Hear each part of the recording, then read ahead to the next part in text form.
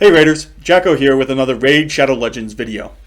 So first of all, I want to apologize for not having gotten a video up last Friday due to insane internet issues. I was just recently able to actually update the game and get playing. So I apologize. Hopefully the shorts have been keeping you entertained until now. So today we're going to go ahead and do another champion guide, and we're going to do a guide on someone that all of us can get and all of us should get, even as free-to-play players, and that's Armiger. Armiger is an exceptional champion. Unlike Shield Guard, who for a free-to-play player really wasn't that worthwhile, Armiger brings some things to the table that your main hero, your chosen champion at the very beginning, just doesn't. And as such, he is an invaluable character to level up really to max. He's not quite max for me, but he does his job at 50 as well for where I am in the game. He really does need to be 60 to get me all the way to those dungeon level 20s, but since I'm still working there, he's not quite there either. But he is vitally important for a lot of different situations, and we'll go over the primary one during this video. So let's go ahead and take a look at his kit and see where we are with that. So he's only got 2 attacks, which is good. Makes him easy to book out, especially since he's an uncommon champion. You can go ahead and use all the copies of him you're going to get during your leveling process for all your other characters. So it's A1, Riposte, attacks 1 enemy, decreases the turn meter by 30% if this attack is critical. This is his go-to move, his bread and butter. It is why we use Armiger. It's just amazing. Second up, we have Laid Arrest on his A2. Attacks 1 enemy. Enemies killed by this skill cannot be revived. Something to note, it's an enemy max HP skill, so he can hit actually rather hard. However, he does not prioritize this on bosses depending on the boss's turn meter. Generally, he will prioritize Riposte to reduce that turn meter. Pretty much anytime the boss's turn meter is over 50%, he'll do Riposte instead. And that's great. It's what we want him to do. It's why we have him. So because Riposte is why we have him, our primary stat is going to be getting his critical rate up to 100%. Now it is a turn meter manipulation, which means that we do have to get his accuracy up as well. Right now my accuracy is a bit low on him. It's time to go through all of my champions and do a complete rehaul of equipment and try and get these numbers up. But at the moment it's a little bit low, and it does get resisted sometimes on my dungeons, which makes the runs longer, I have to admit, but it doesn't knock me out of the run. It's not debilitatingly bad yet. As I get up into higher levels of dungeons, specifically Fire Knight, that's going to change. It will become debilitatingly bad. So I've got to push this. But first up, crit rate has to be 100%. That's number 1 with Armiger. So let's take a look at what I've got him set up in. I've got crit rate gauntlets to get that crit rate up. I've got defense percentage chestplate because he is a defense-based champ, which means having his defense up both makes him easier to keep alive as well as makes him hit harder, so that's a great thing. Finally, speed boots. I know, real shocker. Down here, it's all about trying to keep him alive, so I've got a defense ring with a defense percentage on there, and I've got a defense amulet with accuracy. So, and when I get to 6 stars and get this up, this is going to be an accuracy banner. It's going to have to be. So what I'm looking for in stats-wise for him is get that crit rate up as far as I can, and then prioritize crit rate percentage on my other artifacts here. So crit rate here on the weapon, crit rate on the helmet, crit rate on the shield. Crit rate everywhere I can get it to get that crit percentage up to 100. Secondary is I'm going to try and get as much accuracy as I can on my secondary set. As such, I have him in a lifesteal set because at this point in the game, lifesteal is wonderful for my survivability. And I've got him in an accuracy set to keep boosting that accuracy. I'll probably switch that out to a perception set at some point soon because that gives me the same accuracy and some additional speed. That's great. So that's what you're looking for in Armiger. Number 1, get that crit rate up to 100%. Number 2, get that accuracy as high as you can. And finally, look at survivability. So get that defense up, get those hit points up. Those are your primary goals. Speed, always keep in mind speed, as it is very vital. Masteries, I do not have his masteries fully kitted out yet, because frankly, the mastery grind is insane. But I start with +5 crit rate, shocking. I'll go crit damage as well and go down the left side down to War Master for this. Additionally, I'm going to go support for those accuracy points, in all honesty. I mean, that turn meter manipulation is why we have Armiger. It's the point of this character for us, so I've got to get those accuracy things. Now, where I use Armiger the most and why he's vital for me is in Fire Knights. As you can see with my setup, I've gotten to stage 17, but let's go ahead and pop down to stage 13 so we don't take an amazing amount of time getting through here. So, pretty regular setup. I've got my Apothecary, I've got my AoE damage, I've got my single target damage, I've got my debuffer. Instead of using Iron Brago, which I do in all the other dungeons, here I actually use Armiger instead. So, let's go ahead and have a fight here. You're not going to see a whole lot of use from him out of these first few battles. He's going to do a little bit of damage, and it's not bad damage, and he can get better, and with that max HP attack on later rest, he is going to pump some out, but that's not why we brought him. We will see why we brought him when we get to Fire Knight himself. As you can see, just, pretty normal, typical run. Galek doing a lot of damage with his AoEs to take everything down. Apothecary healing and speeding us up. Stag Knight reducing their ability to attack and their ability to defend, making this go quicker. And Cold Heart doing, what Cold Heart does. So, with the Fire Knight, as we know, he's got this 10 shield. We got to get this 10 shield down first. Armiger doesn't help in this point of the fight. Sadly, his abilities do not help take down the shield very fast. He's only got a single attacker everywhere we look. But as soon as we get the shield down is where things are going to change. So there we go. We get the shield down. Armiger is going to come up and get that. Oh, bad timing. Let's try this again. So getting the shield down. That's what we're starting with here. Not too hard with the team I've got, but there you go. See, keeping that turn meter down. Keeping that turn meter down is going to make this fight go significantly faster. You did a later rest there because the turn meter wasn't very high up, and it did 25k, so he hits it nicely, but that, right there, that is what we're looking for. He, on his own, is keeping that turn meter down for us. I mean, he did have some help with Cold Heart's big hit Heartseeker, since that does a full turn meter depletion, but had that last one he hit there not been resisted, it would have been dead before he got that shield back up. And he's doing, an okay amount of damage. Not great, but it's okay. But really, what he's done for us is he's allowed us to get damage in on the Fire Knight. Now, you're going to find that that turn meter manipulation is invaluable. If you have someone like a Lure, then Armiger is not going to be that useful for you. Because she's got better turn meter manipulation. But he's such an easy champ to get pushed all the way up and utilize that 30% turn meter reduction. Just incredible. For an uncommon champ, he's an all-star. Going into his aesthetics here, starting with the armor, real greaves, real knees, real upper armor, has a chainmail drape. We assume under the T-tunic there, he's got some sort of possibly... Actually, no. It doesn't look like he's got a hard chest armor, but he does have a full chainmail shirt, which is good. It's not going to help him with bludgeoning damage very much, but it is going to help him with all kinds of slashing damage, and depending on how tight the weave on the chainmail is, some piercing damage as well.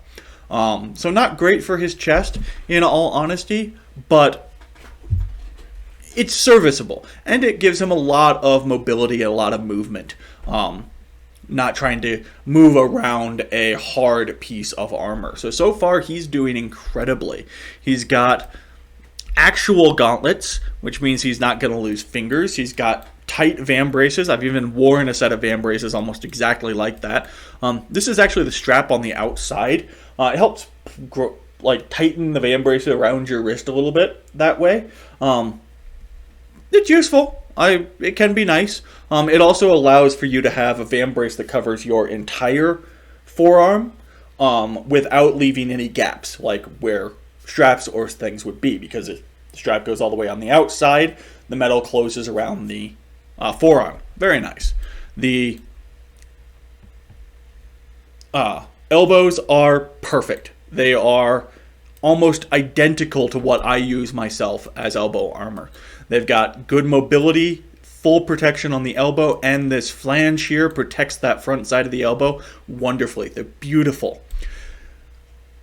Shoulders. He's got pauldrons that aren't going to take his own head off.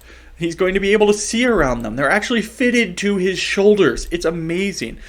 They gum down a little bit to cover the upper arms, and that might get in the way of his mobility a tad. If it was me, I would have cut them off about here and articulated 3 pieces rather than the full pauldron and then the one articulation there, just to give a little bit more motion in that upper arm.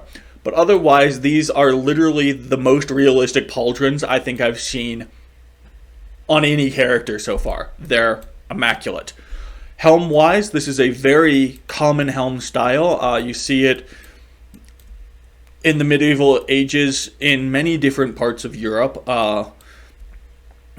It's a little bit constrictive in view because it's a slit rather than more of an open face. So he's not going to have any peripheral vision down. He's going to have to essentially read the enemy's motion and be able to make the blocks based on where he extrapolates that their blow is going to be. With the teardrop shield he's got, that helps out a lot on catching those shots that maybe he didn't extrapolate quite perfectly. However, very common helm style. Given the style, it's articulated here at this point, so this front piece can actually come up, so he doesn't have to take his helm off to get water or eat or things like that. Very nice. He's got a beautiful T-tunic with a hood attached to it. That's pretty nice. Keep the rain off your nice helm. And he's got this little piece of armor here. It's a crest. So he's essentially showing who he is off of that. We make these little wooden ones that you paint up with your signet, your crest, there's a word for it that is just not coming to mind. The symbol that represents you, your heraldry. And we usually use those on like tournament boards to move around, to show who's moving up in the ladders and everything along those lines. He's wearing another one on his chest, probably to signify who he is to the crowd, to the royalty who's watching, anything along those lines. So that's a very nice little addition they had here. All in all, because of the fact that it is so accurate and so well fitted, I'm going to go ahead and give Armiger here an armor review of 5 gourds. Weapons here, we've got a teardrop shield, not the most useful, and he's got it as a strapped shield. Between those two things, I'm not impressed with his shield. The teardrop shields are nice, they're pretty, but they don't have the coverage of like a heater shield because they come to the point at the bottom. You can move them nicely because they're a little bit lighter and everything like that, so it's a shield with a little bit more mobility than your other types of shield, like a heater shield. But the fact that he's got it strapped usually reduces the weight and pressure on your arm while using the shield, and gets rid of some of that weight aspect of it. You've got essentially more muscles and more leverage in your favor with a strapped shield than a center grip shield. However, that comes at the cost of a little bit less mobility. You have to move more of yourself to move the shield. So if you wanted to twist this point in the way of a block, he's got to move his whole forearm, and that necessitates the movement of the upper arm and the shoulder to move that point. If this was a center grip teardrop, he would just have to twist his wrist to move that point. So he's got a lot less mobility with it strapped like this. However, he's probably got more longevity in his fight, so it's a give and take. For a teardrop, I would have gone for a center grip. In fact, I've got one of my own, a small teardrop that I use as a center grip. Had it been a heater shield or a schooner or some big shield, I would definitely go for the strap. So I disagree with his choice here, but it's a viable choice. It's a valid choice. He has a pretty basic longsword. He's actually got quillions that will work. The handle is very thin. He's not really going to have a great grip on that, in all honesty. I would expect that to be a little bit wider. The blade's a little thin as well. Much more stylistic of like your schlaggers or rapiers than a longsword. I would have expected that to be a little bit wider too. But serviceable weapon. And he's got full gauntlets, so the fact that he isn't protecting his hands with the sword, he still has hand protection, which is crucial. So because of the two little items, the strapped shield rather than a center grip, and the fact that the sword just looks a little undersized when it comes down to it, I'm going to have to only give Armiger here a 3 gourd on his weapon. Serviceable, yes. Not overly pretty. I have no idea why he's got a Hospitaller cross here. Actually, that's not even a Hospitaller cross. That might be a Templar cross. He does not display the the heraldry of Templars anywhere else, so why he's got it on his shield is confusing. Anyways, badassitude. His armor is very functional. His weapons are very functional. He's obviously a fighter who has skill and knows what he needs to protect. So that in and of itself is going to give him a little bit more presence on the battlefield than otherwise. However, it's not flashy, it's not showy, and in the context of Raid, the flashy and the showy is much more vibrant and intimidating. So on the Raid battlefield, he's not going to be very imposing. On a regular battlefield, with other people who are wearing real armor with real weapons, he's going to be as imposing as any other knight out there. We can assume that he's a knight, or we will assume that he's a knight rather than a conscript, just because of the quality of his arms and armor. So knights bring a presence all their own. When you notice yourself up against a knight, you are more cautious with how you fight, because they've got all kinds of training and tricks and everything that you may have never seen. So in regards to Raid, since this is Raid, it is a fantasy setting, we're going to go ahead and give Armiger here a badassitude of 3 gourds. Bumped him up a little bit because in a regular battlefield he would be intimidating. But he's not, glowing with magic or a divine being, so not as intimidating as he could be. All in all, given his weapons and armor,